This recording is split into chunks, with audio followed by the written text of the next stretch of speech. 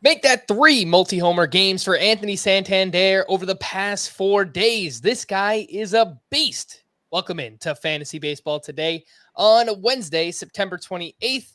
Frank Stampfl joined, as always, by Scott White for a very, very late night edition of Fantasy Baseball today. Today on the show, Scott, we will talk about Anthony Santander, a few standout performances from the past couple of days. Of course, your boy Bryce Elder pitched a shutout on Monday, so we'll talk a little bit about him. Bailey Ober had a career night here on Tuesday. Jose Altuve just continues to crush it. But before all that, Scott, I just have to vent to you. And for those who might be watching, I know there's probably not many people up watching us this late, but if you're watching us on demand, you're probably going to notice that I look orange, right? Like there's something going on with my camera. Well, where with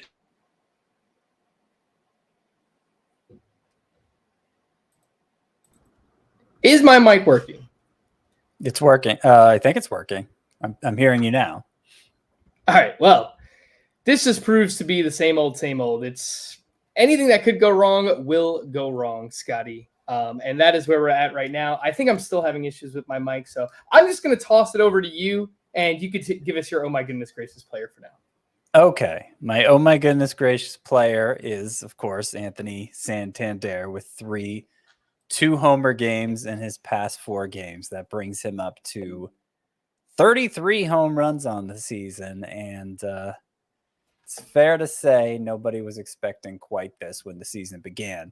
Now, it's worth noting that Anthony Santander, during the pandemic shortened 2020 season that nobody took seriously, he homered 11 times in 165 plate appearances. So he was mashing then too. I mean, that's actually a better home run pace than he's been on this season. So it's not like we've never seen any signs of this from him before. But you know, health has long been a factor. Was he good enough to be an everyday player, even considering he doesn't walk much at all? I think that's something we were still grappling with. Well, he's answered all those questions this season with this 33 homer campaign. And really the key to Anthony Santander's success is just how much he puts the ball in the air. His fly ball rate is 7th among qualifiers, and the 6 ahead of them, you know, they're all power hitters. Kyle Schwarber, Jose Ramirez, Anthony Rizzo, Nolan Arenado, Patrick Wisdom, Max Muncy, and then Anthony Santander. He puts the ball in the air so often that it kind of works against him in the batting average. It's kind of like the the old Mike Moustakas formula for success, where, he doesn't strike out much, but the batting average isn't going to be that great because in order for him to generate as much power as he does, he has to put the ball in the air a ton. So a bit of a trade-off there with Anthony Santander, but given the current state of the outfield position, I mean, he's emerged this year as somebody who I think will, he's going to get drafted in every league next year. I mean, 33 homer season. How could he not? Yeah, I agree completely, Scott. It's been impressive to see what Santander has done this season, putting together a career year, now up to 33 home runs on the season. And it's kind of interesting because obviously they expand the dimensions in Camden Yards, and somehow that's the season where he manages to put it all together here. He puts it in the air a lot, puts the ball in the air a lot. Now, as you mentioned. He is a switch hitter, so the dimensions mostly changed in left field impacts him less than some other Orioles hitters. What he's doing is backed up by StatCast, by the way. I mean, 88th percentile in expected slugging percentage, 78th percentile in barrel rate. So when he's putting it in the air, he's hitting it with authority. And I'm led to believe that as long as he stays healthy, he can, compete to be another 30 home run hitter again next season. Entering Tuesday, he was the outfielder 15 in head-to-head points leagues and the 18th ranked outfielder in Roto. 71st overall in that format as well. So regardless of where you want to look at it, the guy has been absolutely amazing this year. I don't see him being drafted that high in either of those formats next year for what it's worth. No, he won't be. But he will certainly be drafted to be, even in the 3 outfielder leagues, to be a starting outfielder, I would say. Yeah, I could see him being ranked as a top 30? 30-ish Yeah. outfielder. Yeah, Yep, that's what I was thinking. probably in the 30 to 36 range for Anthony Santander. How about his teammate? I just wanted to highlight Cedric Mullins because, admittedly, I had him as a bust coming into the year, and early on, looked like a pretty good call. But man, he got going and he never looked back. He added another homer and another steal over the past 2 days. Cedric Mullins now batting .261, 16 homers, 32 steals. He's the 10th ranked outfielder in Roto, 39th overall, which kind of sounds like where he was being drafted, third, fourth round pick, somewhere around there. And he's actually even better in head-to-head points, Scott, which surprises me because frankly, that shouldn't be his better format. He doesn't walk all that much. He's more so known for his steals than anything else, but he puts the ball in play a lot. He leads off for a pesky offense. That's what I'll call the Baltimore Orioles. And playing as much as he does has kind of led him to being a top 10 outfielder in both formats. So shout out to Cedric Mullins. The only thing, Scott, that worries me is that he has been terrible against left-handed pitching this year. 203 batting average, 573 OPS for Cedric Mullins. He was much better last year. Is that something that might concern you when looking to draft him in 2023? No, not really, because the most concerning aspect of that would be, does it cost him playing time? And considering he plays a premium position for them as one of their most high-profile players, I don't think it will. What I have been encouraged to see from Cedric Mullins is .453 slugging percentage in the second half. That's compared to .383 in the first half. So he's kind of gotten some of that power back. Last year obviously was a 30-30 homer guy, or I'm sorry, was a 30-30 guy, 30 homers, 30 steals. And we'll probably never see that from him again, but we may see another 20 to 25 home run season from him, even though he fell short of that range this year. Mm-hmm. I'm not sure that he'll get back there, Scott, just because of the current environment, but 15 to 18, maybe he can push 20. But the speed is definitely legit, and I think the Orioles offense is only going to get better over the next couple of years. Oh my goodness gracious for me. Oh, by the way, I couldn't play it before because of course everything's going wrong. Oh my goodness gracious. I need to complain just a little bit more, Scott. I'm sorry. Okay, no, that's fine. I can't. It's not. I've complained about fantasy football each of the past 3 Sundays, so this is. Oh man, it's just fine. The internet going haywire. My camera's not working. I'm orange. You're orange. My Jersey Shore fans out there. My audio was just messed up at the top of the show, and on top of everything, Scott, what I care about most, aside from just the things that really matter, right? Like family and things like that. Fantasy baseball, right? Like my teams matter the most on this show. And I mentioned the other day that I had a 70-point lead going into this final week of the season against Greg Jewett in Tout Wars. Now, I checked earlier in the night. He had 3 pitchers go. Marcus Stroman, Jamison Tyone, and Bailey Ober. Oof. I am now losing to Greg Jewett in Tout Wars. Now, I have not looked for the past 2 or 3 hours just because I was so scared, Scott, to find out my score. So I'm going to do it right now, live on air, and we're going to figure this out. I did have Tyler Anderson pitch, and he pitched pretty well. So let's see what the damage is right now. I'm down. Would you like to guess how much I'm losing by, Scott? You're losing by 30 points. Close, very close. 26 points. A 100-point turnaround in 2 days of action. Like I said the other day, Scott, I mean, no lead is safe this time of year. I mean, things just go crazy. They go sideways. Oh, man, it's going to be a fight here to the end. But shout out to Greg Jewett. He's a great fantasy player. We had him on last offseason as well. Does great work with relief pitchers, closers, bullpens, all that good stuff. But obviously just a great all-around player as well.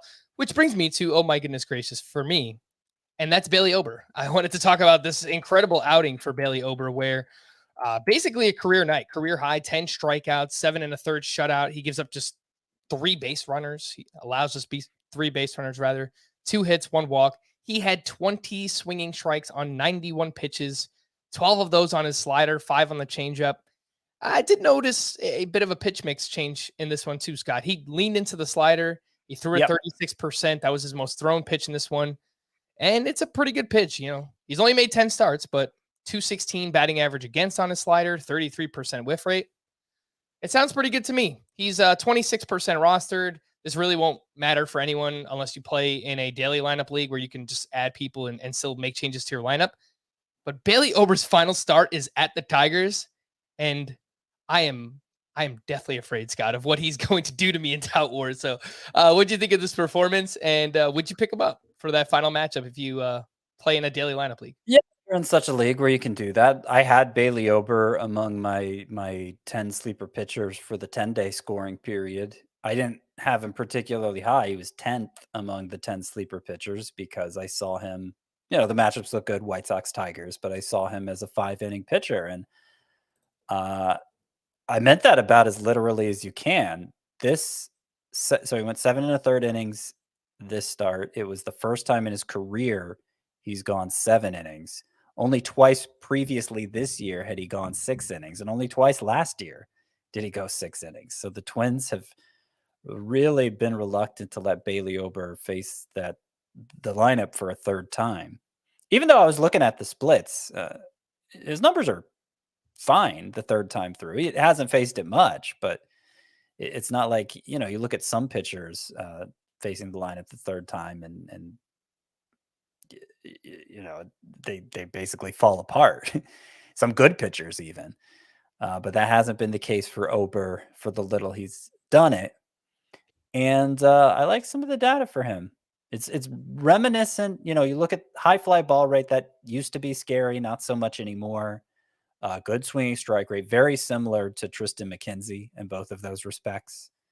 And he had a very McKenziean start here against the White Sox. So no telling if he's limited to 5 innings or not in that final start against the Tigers, but I expect a lot of whiffs, a few base runners, and hopefully another win for except in your case. Hopefully not for your sake, Frank, but for anyone else listening, hopefully another win for Bailey Ober.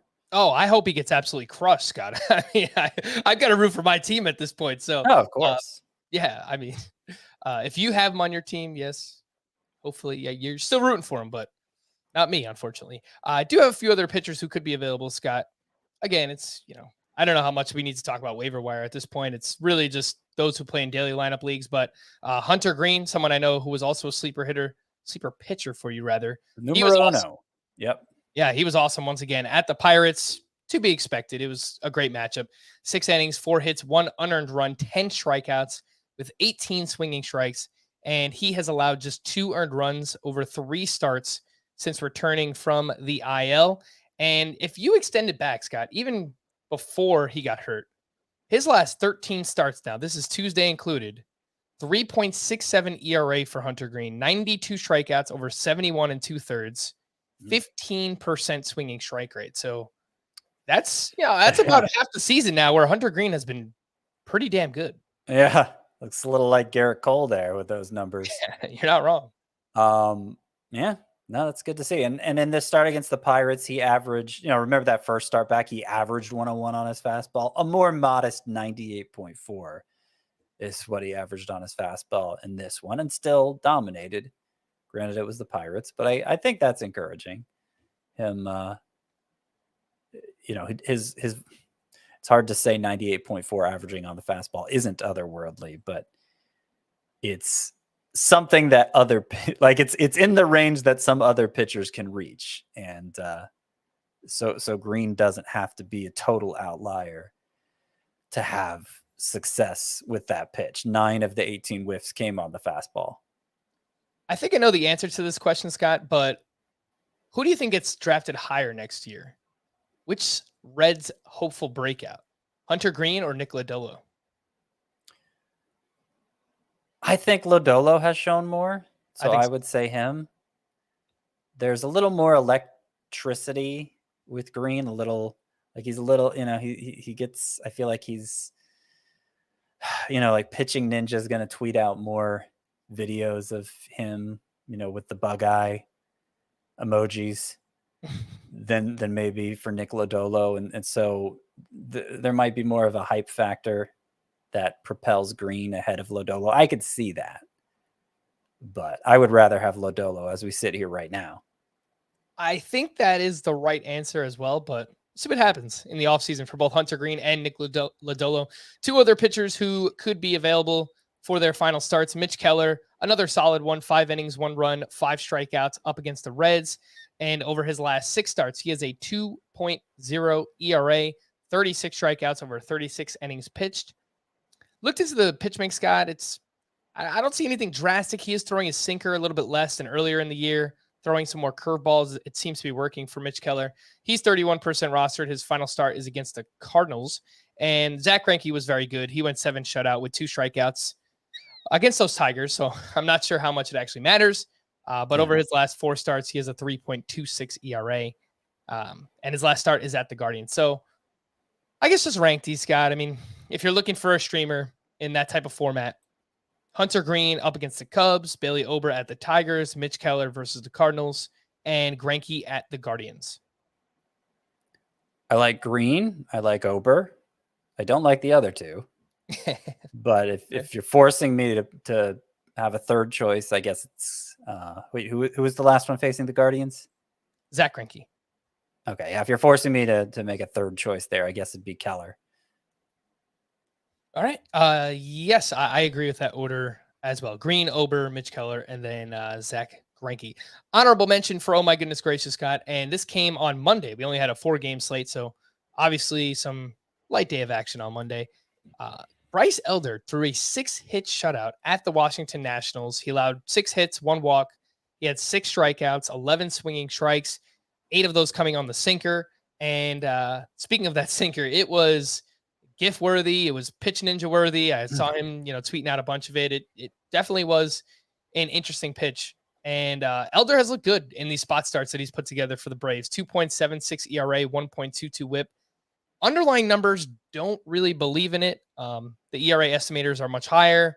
He does get ground balls, but he's walked a decent amount. He doesn't get swinging strikes very much. Minor league numbers not very good this year, Scott. I don't know. I'm kind of all over the place on Bryce Elder. What do you take away from what he's done both in the majors and minors this season?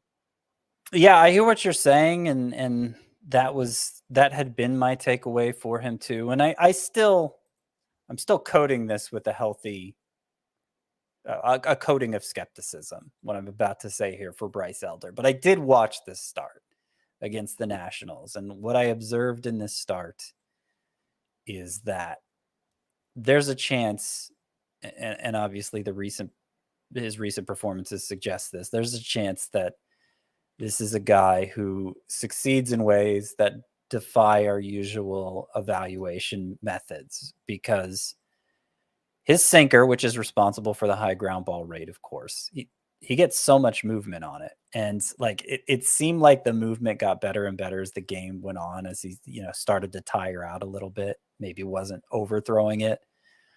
It was nasty. I mean, they were flinching at every pitch, this Nationals lineup, which isn't very good. It's worth noting. I don't think any of the lineups he's faced during this impressive stretch have been very good, but they were reacting as if these balls were outside the zone, and then they'd move and they'd be inside the zone. So in this start for Bryce Elder, he only had 11 swinging strikes on 106 pitches. He had 15 called strikes on the sinker alone. And that's not something I look at very often, called strike rate. I'm not even sure. I was kind of poking around for it. I'm terrible at finding this stuff on my own, though. I'm not even sure where to find like season-long called strike rates for pitches. But whenever I do find that, because I'm sure it's out there somewhere, it'll be interesting to compare Bryce Elder to maybe what the norm is. Because if he is a great ground ball guy and he is unusually good at getting called strikes, then we may have something here.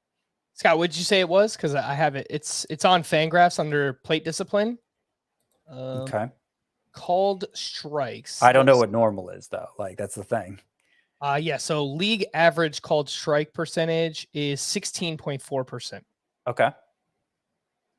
And what did you have on Bryce Elder? I just had the called strike total from from that last start. So, And what was that? well, just on the sinker, he had 15 called strikes. Oh, well, I assume he had some more called strikes on his other pitches as well. So Yeah. Let me see if I can find that real quick. Okay. Bryce Elder, by the way, it looks like, and Scott, you can correct me if I'm wrong here, that he will make another start next week at Miami on Monday. Does that sound right? I thought he was in line to face the Mets initially, but they did reshuffle their rotation to like they gave Max Fried a little extra time off. I think they gave Kyle Wright a little time off, inserted Kyle Muller to pitch here Tuesday against the Nationals. So yeah, Elder may have been pushed back to face the Marlins, which is even better. Yes. So just in the grand scheme of things, that previous group that we spoke about, if you're just looking for streamers at this point, I would put Bryce Elder at the Marlins ahead of both Mitch Keller and Zach Greinke, if you're trying to figure that out. So in this particular start, you said the league average called strike rate is 16%. In this particular start, Bryce Elder had a 27%. That's really good. No, I'm sorry. That's CSW percentage. That's called strikes plus whiffs. So it would just be the called strikes, however many called strikes he had divided by total pitches. Yeah, I don't think that's not going to be as impressive. All right. Well, the point is that Bryce Elder has a very interesting sinker. And by interesting, I mean good. It looks like a very good pitch. So if you want to use him for his final start against the Marlins, sure. And, well, we'll monitor what happens with Charlie Morton in the offseason. Maybe Bryce Elder has a shot at the rotation for next year. So, certainly and specifically against the Marlins, they're responsible for 2 of these great starts that he's had in between all these stints in the minors. So on August 14th, he came up against the Marlins, 1 run in 7 innings with 10 strikeouts.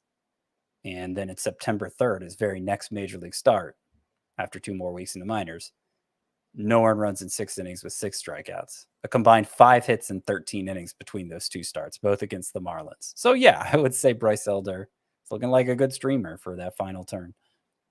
So his called strike percentage in the start was 17%. Yeah. League average is 16.4. So that doesn't sound as good, does it? All right, yeah. But he got a ton on that sinker specifically, and I imagine not many fastballs out there. Sinkers, a kind of fastball, obviously, are getting that many called strikes. All right, well, I think it's probably time to stop talking about Bryce Elder. Let's talk about Blake Snell, Scott, who didn't have a start that blew me away or anything. It was a good start against the Los Angeles Dodgers, which is still a very good lineup, maybe the best in baseball. They have scuffled a little bit over the past 2 weeks or so, but he goes 5 shutout. He has 1 hit, 3 walks, 6 strikeouts in that one. He had 15 swinging strikes on 96 pitches. So just continues that trend, getting a bunch of whiffs over the past month and a half, basically. Scott, is everything all right? I don't know. It might be another tornado warning. I've had a couple of those tonight already. Hey, how you doing, by the way? How's the South Florida scene looking? Rainy. Yeah. Tornado-y. Yeah. Well, I hope everyone stays safe, because obviously I know there's a lot of crazy weather going on. Yeah, I mean, obviously we're on the opposite. We're on the east coast of Florida, or closer to the east coast. Hurricanes hitting on the west side of Florida, so we're not going to get the brunt of it. But we're getting plenty of outer band action, and can't be certain the power is going to hold up for the next couple days. School's already been canceled for the next couple days, so I won't have to be on the roads. But yeah, it's should be interesting. We won't get the worst of it though. So direct your concerns more to the people like in the west side of Florida, Fort Myers area, and all that. Yeah. For anyone listening, please stay safe out there. The question was about Blake Snell, Scott, and I guess this is a 2-part question. A, is Blake Snell back in the circle of trust heading into next season? And B, what is the circle of trust? I was trying to figure it out myself. I'm like, is that like a top 30 starting pitcher? I think it's like the cutoff is where I start to just feel a little bit icky about starting pitcher. Like I like maybe that's more of a matchup play. I think that's probably like top 36, top 40, something like that. Is Blake Snell back in the circle of trust heading into next season? So I don't know that I define the circle of trust in that way. It's because obviously there are a lot of categories that determine a player ranking. It's not just how trustworthy he is. There's upside that comes into play. There's downside predicted. Like what circle of trust is for me is a predictability assessment, and it's hard to say Blake Snell is predictable. I don't know that I'll treat him like he's in the circle of trust. He's going to have to be drafted pretty high because the strikeout potential. I mean, basically in every way a pitcher can be good. He has been for basically the entire second half, right? But you know, he's done this before, and 2 years in a row now is basically to the point of dropping him before he went on this late tear that made that look like a bad idea, obviously. So I will probably treat Blake Snell next year like more like a strikeout specialist, I think, than anything else. I don't think I'll want him as a top 3 starter for my team. I mean, in some circumstances that might have to be what he is for you, but that's not the ideal, I don't think. Then again, I'm not going to go as hard after pitcher next year as I have the past 2 or 3 years. So maybe I'll end up with a lot of Blake Snell, just kind of chasing upside. You know, I historically, I feel like starting pitcher has been the position most primed for chasing upside. So I don't know. It'll kind of depend how where he's being drafted. But if it turns out that not many people have him in the circle of trust and he gets pushed down the rankings, then maybe I'll end up with a lot of Blake Snell. Yeah, when you said you didn't want him as one of your top 3 pitchers, I was like, well, Scott, you can't have it both ways, man. You can't wait on pitching Yeah, I know, right? and not have Snell as a top 3 starter. So, but there are a lot of good pitchers out there. So I don't even know. There is. Top 3 would be 36 if we're talking a standard 12-team league. Do you imagine ranking him in your top 36, top 40, top? I'm not even positive I'll get him in my top 50. I don't know. I think he's in my top 40 right now. I mean, I know what the rankings are right now does not necessarily mean what they will be next year. But yeah, I have Blake Snell as my SP 33. And I touched up the rankings last week. I kind of feel like he's earned it, but you're right, Scott. We have said this before about Blake Snell. His last 13 starts, by the way, 2.25 ERA, 99 strikeouts, over 72 innings pitched, with a 15.5% swinging strike rate. And that's an ace if he can maintain. Well, yeah, if he could do that. He's won a Cy Young before. I mean, we know he's capable of it, but that was when 2018, right? Yeah. So we'll be 5 years removed from that. I don't know. Maybe he'll be in the 36 to 40 range for me, but I doubt he'll be much higher than that. All right. That is Blake Snell. There's obviously a lot of volatility, but if you are chasing upside, I think he's going to be someone to target in those middle rounds next season. Before we hit the break, we do just have an announcement that there's going to be a surprise on Thursday night's stream, Friday morning's podcast. And obviously, I'm just going to keep teasing it until we get there. But you'll find out at the start of the podcast. Surprise. Thursday night, Friday morning. I don't even know what this surprise is. I was just going to say, I haven't even told Scott yet. So I'll give you a surprise right now. We got Spider-Man on the air. That was pretty awesome. Spider-Man, go. I saw your tweet, Scott. That was cool. I like that. Yeah. This is the coolest balloon I've ever seen, right? That is it. It looks like it could be in the Macy's Thanksgiving Day parade. That's pretty legit stuff. Look at this. Look, there's a sign to go with it. Yeah. Awesome. Yeah. With turning 5 comes great responsibility. It's true. I told you it was my 5-year-old's birthday the other day. I was going to say, made this sign for him. If it's your 5-year-old birthday, then there's something very weird going on here. My 5-year-old's birthday? No, like you were turning 5 years. Oh, you know, I didn't put the S on 5-year-old, so Right, it sounded right. like me turning 5. No, I'm older than 5. Yeah, my one quibble with this is this, this is actually more of an Uncle Ben.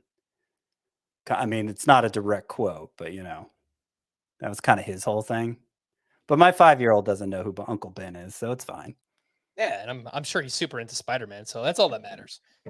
Anyway, Who isn't into Spider-Man? yeah, Spider-Man's awesome.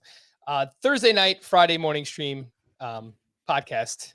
We'll have a special surprise for you. I'm just gonna leave it there. Let's take a break, and we'll get to the news and notes here on Fantasy Baseball Today. The news and notes. Mariners GM Jerry DiPoto said Julio Rodriguez is on track to return from the IL when first eligible on Monday, October 3rd. So if you could somehow update your lineup, then you have Julio Rodriguez. It's good news for you. Yordan Alvarez was pulled after rolling his ankle. X-rays came back clean. I am getting some updates here on Corey Seager, so I will let you know those as they come in. Byron Buxton underwent arthroscopic knee surgery on Tuesday. He finishes his season with a .224 batting average, 28 home runs, 6 steals in just 92 games. Byron Buxton has not hit 100 games played in a season since 2017. Scott, what do you think we do with Byron Buxton next year? Like, how many stolen bases did he end up with this year? 6. Between all the injuries? Oh, that's more than I thought, actually. But still, we were hoping for more. He has less steals than Vladimir Guerrero Jr. and Kyle Schwarber. Independently, not like combining those two. Each of those players has more than Byron Buxton, which is just very weird. Yeah, look, I haven't been the biggest Byron Buxton truther to begin with. I mean, obviously last year he showed a new level of production that I kind of lost faith in him ever achieving. But then he regressed. He had the 1,005 OPS last year. It was 833 this year, and that's been more typical of Byron Buxton. So maybe the 2021 season was just a total outlier for him. And obviously he can't stay healthy. So I'm going to guess there's somebody who's going to be much more enthusiastic about drafting him than I am, just because there always seems to be. That someone will probably be Chris Towers. But there will be others like him.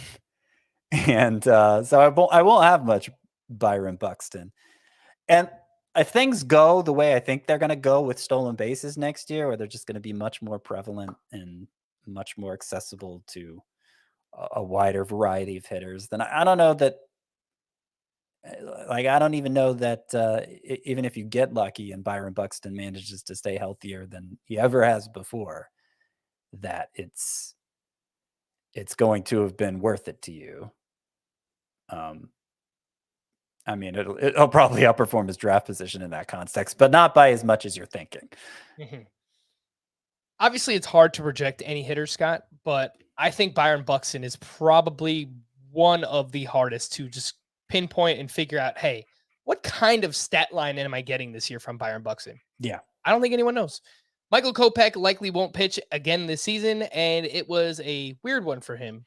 First full year as a starter for the White Sox. The service level numbers looked okay, but the strikeouts were disappointing. The ERA estimators and swinging strike rates definitely not great. So I know we talked about Kopech in the past, Scott, and I know you're worried about him from a dynasty perspective. I would assume that that same worry is also in your mind just for next season as well for Michael Kopech. Mm-hmm. Yeah. I mean, if I say I'm worried about a guy's dynasty outlook, then that means I'm worried about him beyond this year, basically. So for Michael Kopech, who won't have relief pitcher eligibility anymore, and doesn't have that little extra carrot raising his value in points leagues, especially. Yeah, I'm probably going to be out on him unless it's like a late round pick. All right, that is Michael Kopech. His teammate Tim Anderson was also shut down for the season as he recovers from left hand surgery. The White Sox I believe, have been mathematically eliminated. So obviously they have no reason to bring Tim Anderson back. He has now missed 31.5% of his available games over the past 4 seasons. So Byron Buxton's not the only one. Tim Anderson, he misses a lot of time. I still think he's a really talented player, but I think it's just something we have to bake in at this point that, kind of like Mike Trout, where he's probably going to miss somewhere between 20 to 30 games and maybe even more than that. We had some returns here on Tuesday. Wilson Contreras was activated batting third in the Cubs lineup. Nick Castellanos was activated for the Phillies. He was batting sixth. And Eugenio Suarez was back with the Mariners, batting cleanup for them. Trevor Story is aiming to return for the Red Sox final series against the Rays next week, in case you can set your lineups one more time. DJ LeMahieu could be activated on Wednesday. His rehab process has reached the point of saying, quote, "Let's give this thing a go," referring to his toe injury. So I don't know. That doesn't really sound great to me. Lance McCullers was scratched Tuesday due to an illness. Yandy Diaz expects to be in Wednesday's lineup for the Rays. He has missed 7 straight with a shoulder injury. Zach Plesac is confirmed to start Friday against the Royals, which I believe will affect Cody Morris's chance at a second start in this long scoring period. Yep. That's correct, right, Scott? Yeah, I don't believe he's making 2 starts anymore. I did tweet that out early enough Monday that you could change your lineup. I picked him up in a league myself and didn't end up starting him. So hopefully the word got out there. I mean, maybe he'll still have a great start against. Well, I'm not even sure when he's making his next start, which is part of the problem here. Cody Morris, I think he's going to make a start on either Wednesday or Thursday. Let's see what we got. Cleveland, Tristan McKenzie on Wednesday. I don't know. Maybe he's not going to start. Roster Resource doesn't have him listed for any day, but things can change. But yeah, I can't be positive he will make a single start. Jeez. All right. Well, not great, unfortunately. Mackenzie Gore is trending toward. Sorry, I should have turned this off. I don't know if you can turn that thing off, but hopefully you can. Well, I can turn the phone off, which I should probably do every time anyway. Let's see what we got here. Take shelter now. Blah, blah, blah. Yeah, tornado warning. Cool. I don't know what that's. I guess that's number 3 for this evening. All right. Well, anyway, I still hear the frogs outside, so can't be that bad. All right. Mackenzie Gore is trending toward making 1 start for the Nationals before the end of the season. He gave up 6 earned runs over 3 2/3 in his latest rehab start on Monday, which means you should not use Mackenzie Gore in any way, shape, or form in his final start. But let's watch to see what he does. Alec Thomas was optioned back to AAA on Monday after a rough rookie season that saw him hit just .231 with a .619 OPS. The D-backs highlighted pitch selection as what Thomas needs to improve the most, and more so just swinging at pitches outside of the strike zone. I noticed his chase rate is very high, but his strikeout rate is actually better than league average. So he clearly is very good at making contact, Alec Thomas, but he just needs to be more selective on which pitches he actually wants to swing at, and hopefully that can help him get the batting average back up next year, steal bases, a little bit of this, a little bit of that. And obviously we're rooting for you, Alec Thomas, because I have you in the Scott White dynasty. Michael Chavis was DFA'd by the Pirates with our old friend, not really our, I guess it's my old friend, Miguel Andujar, promoted to the active roster. I think he's had a couple of hits the past couple of days. He's batting right in the middle of the Pirates lineup. I don't know. I guess see what he could do. Matt Carpenter could return during the Yankees' final series against the Rangers next week. Don't really think it affects fantasy, but maybe he gives them a boost in the postseason. Did have some prospect news as well, Scott. Grayson Rodriguez made another rehab start on Monday at AAA. He gave up 1 run over 5 innings pitched with 6 strikeouts. I don't think we're going to see him because obviously the Orioles aren't really playing for a playoff spot anymore. But obviously it's just good to see Grayson Rodriguez finish the season out strong, get the pitch count up, and obviously get the innings up as well. So maybe he's competing for a rotation spot on opening day for next season. Yeah, that would be nice. Yeah, I'm trying to decide if there is a scenario where it might make sense to call him up still. We've seen, for example, Logan O'Hoppe was added to the Angels taxi squad. Obviously, the Angels aren't playing for anything. Logan O'Hoppe's an emerging catcher prospect. Kind of broke through at AA this year.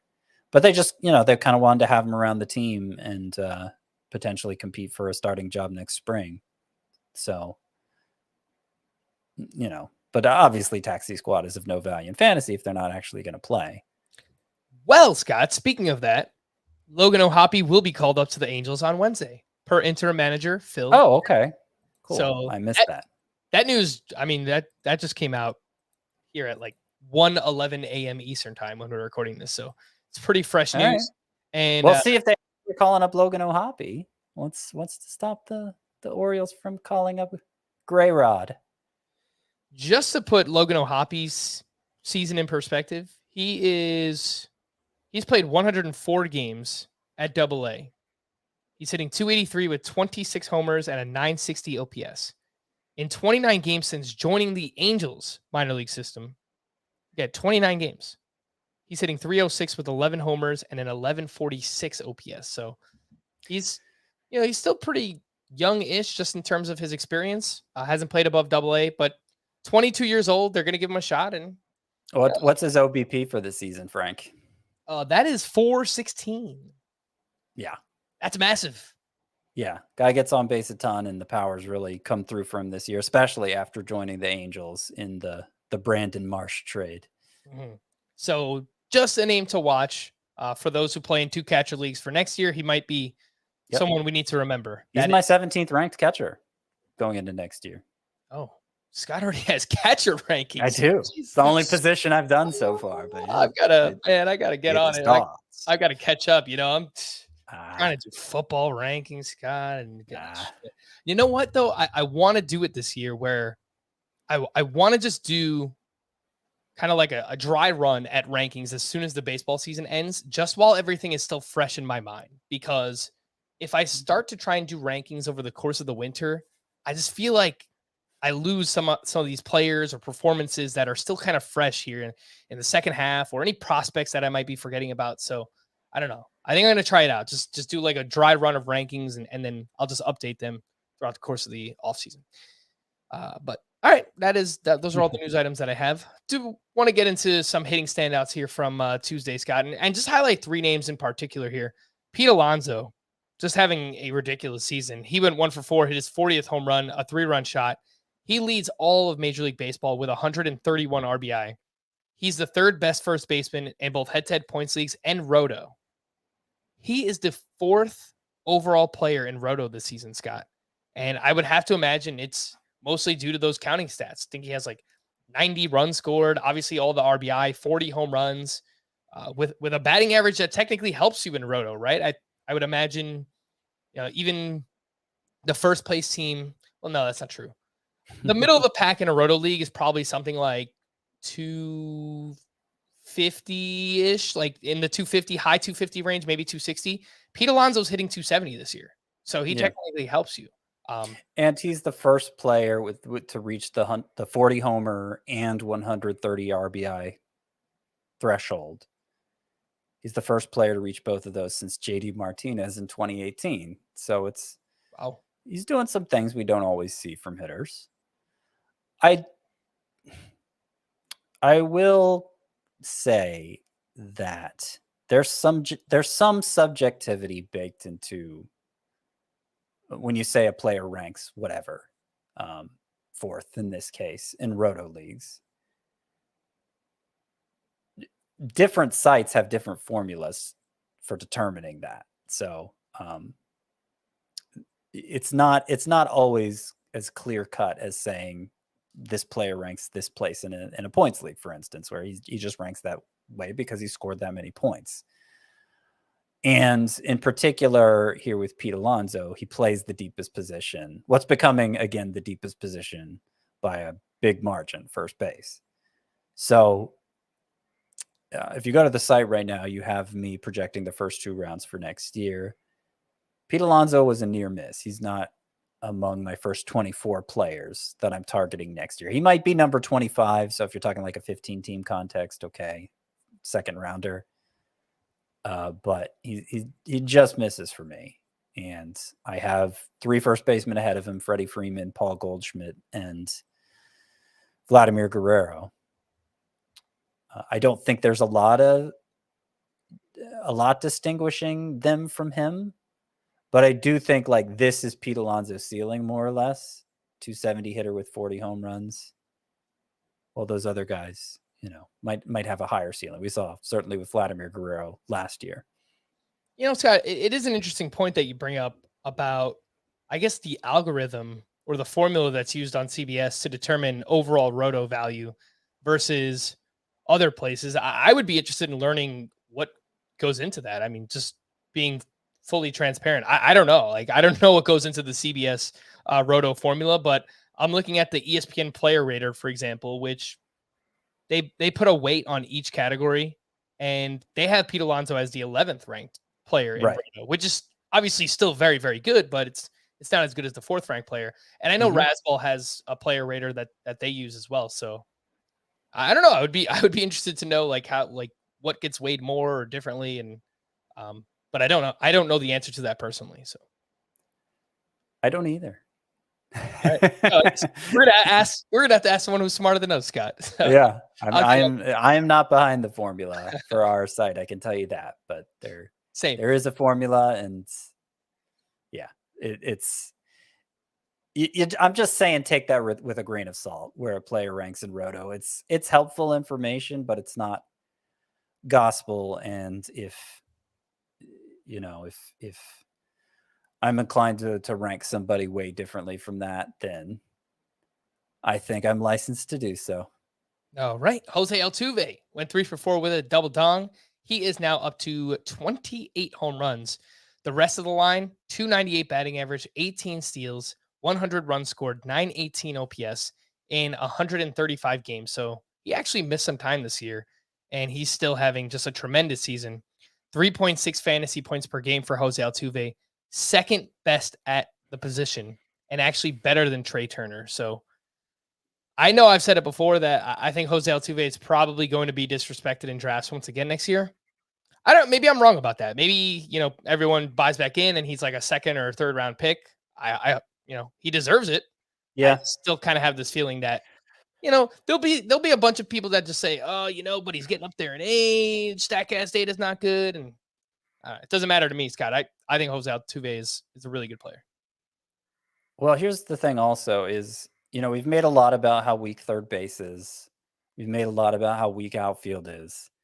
Second base, particular, you're talking next year, Trey Turner won't be there. Mookie Betts, who recently picked up second base eligibility, he won't be there. Second base might be the weakest of all because it's so lacking. Like third base, there's a big drop off and it comes pretty early, but there are a solid like 7 players who you feel really good about at the position. Second base might have like 3 or 4 of them, and Altuve's among them, of course. Marcus Semion's among them. I might draft Marcus Semien ahead of Pete Alonso. I might draft Jose Altuve ahead of him. I think it's at least in the conversation because of the position scarcity factor. Like this is something we haven't had to deal with in fantasy baseball for a long time because the juice ball era leveled the playing field so much between the hulking corner infielders and the smaller middle infielders in terms of power, and it kind of did away with position scarcity. But I think it's making a comeback, and that's all the more reason to target Jose Altuve early. If I can get him in round 3, I'm probably going to do that every time. Marcus Semien, same thing. Mm-hmm. From one scarce position to another, Scott, you mentioned third base. Alex Bregman, Jose Altuve's teammate, he went 2 for 5 and hit his 22nd home run. And I'm just left, Scott, trying to figure out what do we do with Alex Bregman, because he had that awesome August, Scott. Remember, we're getting hyped back up. He's going to build up his draft value for the following season. again, it was great. 362 batting average, 7 homers, 1133 OPS. Came crashing right back down in September. 240 batting average, just 2 home runs, and OPS just over 700. So it kind of just looks like it was a really, really hot month, Scott, and everything else this season was pretty mediocre for Alex Bregman. Where do you lie on him?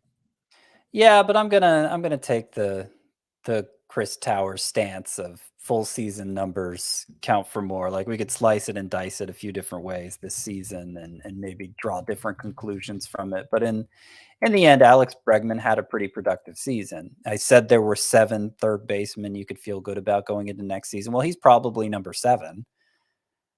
Number 6, I would say, in points leagues, because he has such, his play discipline gives him such an advantage there. You know, probably you put Bobby Witt ahead in 5x5 leagues, but you put Alex Bregman ahead of Witt in points leagues, and that's fine. He's no longer going to be a first or second round type of player. We haven't treated him that way in a couple years anyway. But he comes before the drop off at third base, I would say. I feel fine treating Bregman that way. You know, I didn't realize his counting stats were as good as they were. So that is something that definitely plays into the value of Bregman. One of the best lineups in baseball with the Astros. 91 runs, 91 RBI this year. That's really, really good. I do have a couple of young players here, Scott, I wanted to get your thoughts on. Gabriel Arias is a borderline top 10 prospect in the Guardians organization. He has been called back up. He's played 2 games with them. He has 2 hits, 3 walks, 2 runs scored, 3 RBI, and a steal. So a lot going on over these past 2 games. His minor league numbers, not very good, but he still ranked pretty highly in terms of just his prospect status in their organization. Tristan Casas looks like he's coming to life, Scott. He went 3 for 4 with his 5th home run. He added a walk and 3 runs scored, and pretty impressive homer too. 110.5 exit velocity, 421 feet to the opposite field. Now, 3 of his 5 home runs this season have gone to the opposite field, which I really, really like for Tristan Casas. Matt Wallner is a name that we brought up recently. He is a power prospect with the Minnesota Twins. He hit a skyscraping home run, Scott. 45-degree launch angle. That is crazy stuff. 114 miles per hour. Yeah. That is a skyscraper. That's like really hard and really high. You don't really see that combination happen. You're trying to hit a home run in a silo, basically. That's what you do. It only traveled 341 feet. That's what was so interesting about it. And then Josh Young, the Rangers prospect, comes out, has a big game, double dong against the Mariners. I believe one of those came off of Robbie Ray, which in itself is very impressive. But entering this game on Tuesday, Scott, he had a 43% strikeout rate. So I don't know, like, there's been some good, but there's been a lot of bad from Josh Young. What do you think about him, Matt Wallner, Tristan Casas, and Gabriel Arias? Yeah, I would say Casas has been the most impressive, what he's done recently. So this 3 for 4 performance makes Casas now, over his past 6 games, 7 for 18 with 3 home runs, 7 walks versus 4 strikeouts during that stretch. So he's beginning to live up to just between that and the opposite field power, just that, all around hitter, all around amazing hitter sort of profile. Like, there were comparisons with like Freddie Freeman, Joey Votto at sometimes being made when Casas was coming up through the minors. So, you hate to put that much pressure on his stat line, because obviously there have been very few hitters of that caliber, and not every prospect lives up to his potential, but that's the kind of potential I think we're talking about with Tristan Casas. Josh Young, I am encouraged to see, as high as his strikeouts been, only 3 strikeouts in his past 5 games. So maybe he's getting past that, hopefully. Wallner and Arias, they're kind of a tier down as far as prospects go, but Wallner does have good power, so something to keep an eye on. Strikeouts will probably remain an issue for him, though. All right, let's get into a few pitching standouts from Tuesday, and we had ourselves a nice little pitchers duel out in Chicago between Zach Wheeler and Marcus Stroman. It's time to duel. Zach Wheeler was great at the Cubs. He went 6 innings, 1 run, 5 strikeouts in that one. Still limited to just 62 pitches, but was efficient enough to get you the quality start. ERA down to 2.92 for him. All the other numbers look pretty damn good for Zach Wheeler. Marcus Stroman was even better up against the Phillies. 7 innings, 1 run, 6 strikeouts for him. 12 swinging strikes on 97 pitches. And he has really leaned into his sinker slider over the last 3 starts, with each of those being quality starts. And now the last 15 outings for Marcus Stroman since returning from injury back in July, 2.75 ERA, a 55% ground ball rate during that time, Scott. Any thoughts on Zach Wheeler and Marcus Stroman? Yeah, they're both looking great. Only 62 pitches from Wheeler in this one. He's still building back up after now having a rehab assignment, but he's looked efficient and he's had plenty of velocity on his pitches. So, they're both looking good. All right. A few other standouts. We had Jameson Taillon, another great start at the Blue Jays. 7 2/3, 2 runs allowed, 6 strikeouts for him. And over his last 5 starts, he has a 3.19 ERA, nearly a strikeout per inning. And he's doing a much better job limiting home runs, Scott, which is ironic because home runs are up in the month of September. So whatever Jameson Taillon's doing, it's working for him. Miles Mikolas was looking to cap off a fantastic season, frankly, at the Brewers. He went 6 innings, 1 run, 9 strikeouts in that one. 3.30 ERA for him, 1.03 whip. It's been a great bounce back. And he's been a really, really valuable pitcher this year. That is Miles Mikolas.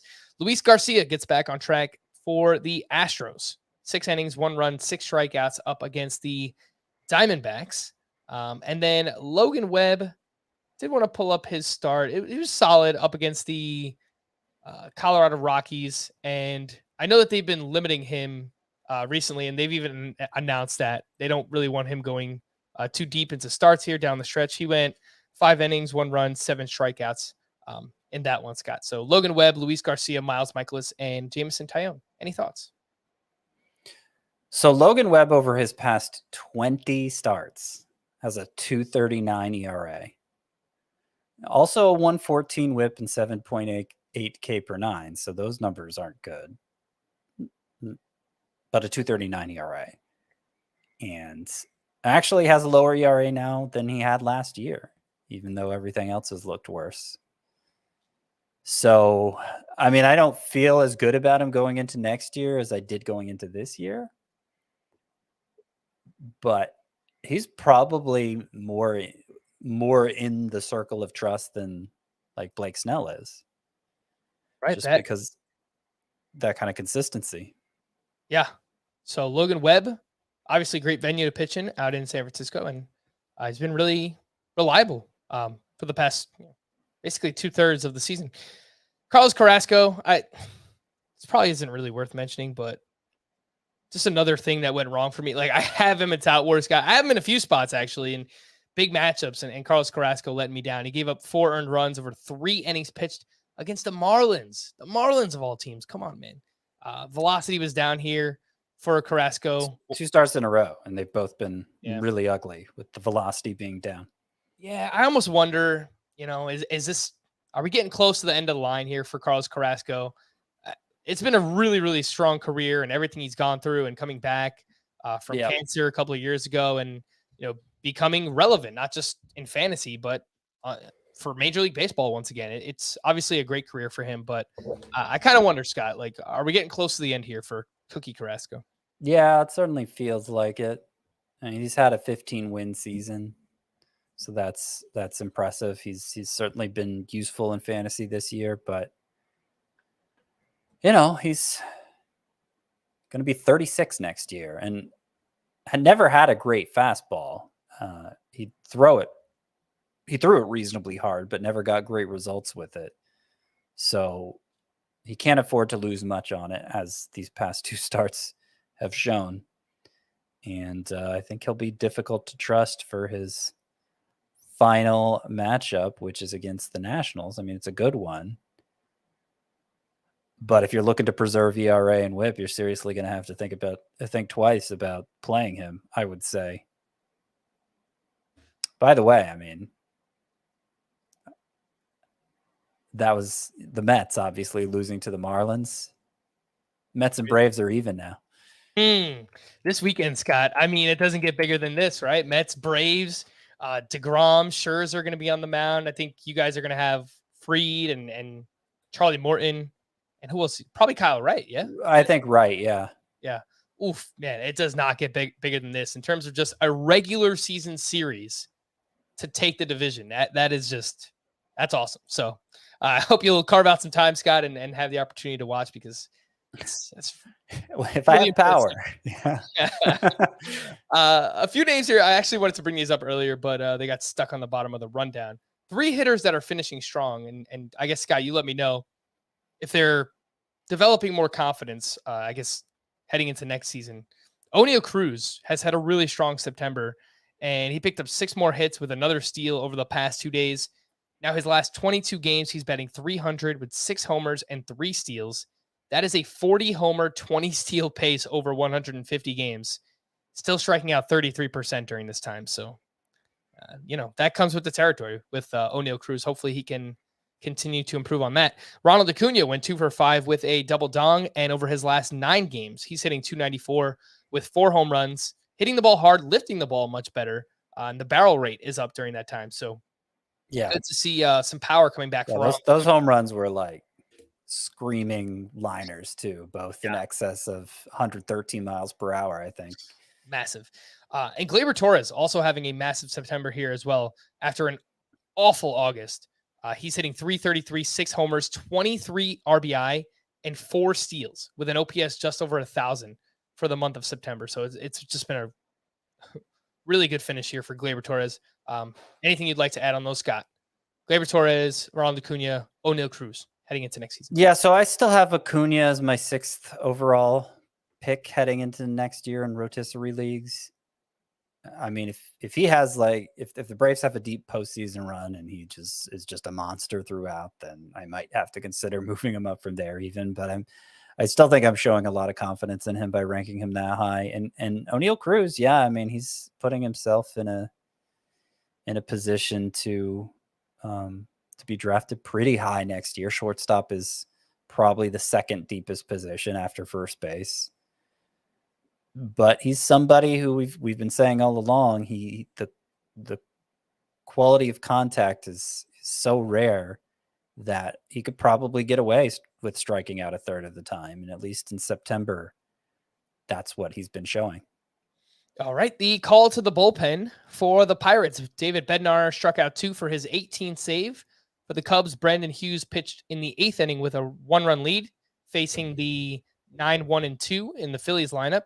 Manuel Rodriguez recorded the final 3 outs for his 3rd save.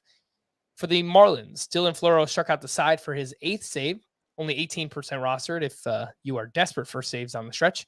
For the Yankees, Lou Trevino recorded the final 5 outs for his 11th save. Each of Clay Holmes, Scott Efros, and Jonathan Loaizaga pitched on Monday. For the Angels, Jimmy Herget picked up his 7th save. Ryan Tepera pitched in the 8th. For the Padres, Josh Hader gave up 1 unearned run in the 9th inning. He took the blown save. Pierce Johnson wound up with the win because Craig Kimbrell walked 3 more, and he took his 7th loss of the season. I don't know what the Dodgers are going to do in the bullpen, but does not sound like it's going to be Craig Kimbrell. To stream or not to stream, and we will start with Wednesday. Luis Cessa at the Pirates. Tyler Glasnow probably only throw like 2 or 3 innings, but I don't know. I guess I'll throw him in this mix. He's at the Guardians. Matt Manning versus the Royals. We have Jake Odorizzi at the Nationals. Anything that's actually... Hayden Wesneski going up against the Phillies. We have Jose Quintana at the Brewers. And anyone else? No, that's it. I have to just read it off the page because... Yeah, I think... It was a mess getting this show ready. I think Quintana at the Brewers coming off maybe his best 2 starts of the season, certainly 2 of his longest starts of the season, and the Brewers have been bad against left-handers, so that's my top choice. I feel pretty good about that one. If you're forcing me to pick a second from that group, maybe Jake Odorizzi against the Nationals, but he got hit pretty hard in his last start, so I don't love that. Oh, maybe Hayden Wesneski. Yeah, that's what I was thinking. I don't love it. Obviously, I don't trust the guy yet, but he's been pitching well. On Thursday, we have Louis Varland going up against the White Sox. Eduardo Rodriguez up against the Royals. We have anyone else? Braxton Garrett at the Brewers. Garrett at the Brewers. Yeah, he could be available. Marco Gonzalez versus the Rangers. John Gray at the Mariners. What do you think? Yeah, I like probably Braxton Garrett at the Brewers the best, and John Gray against the Mariners. I like that too. If Eric Lauer's out there, he's opposing Garrett, facing the Marlins, who are last I checked, the worst team against left-handed pitchers. So I feel pretty good about him too. And that's probably it. Eric Lauer, 81% rostered on CBS, but I would have to imagine that's much lower on other sites. We're going to wrap there. For Scott, I am Frank. Thank you all for listening and watching Fantasy Baseball Today. We'll be back again tomorrow. Bye-bye.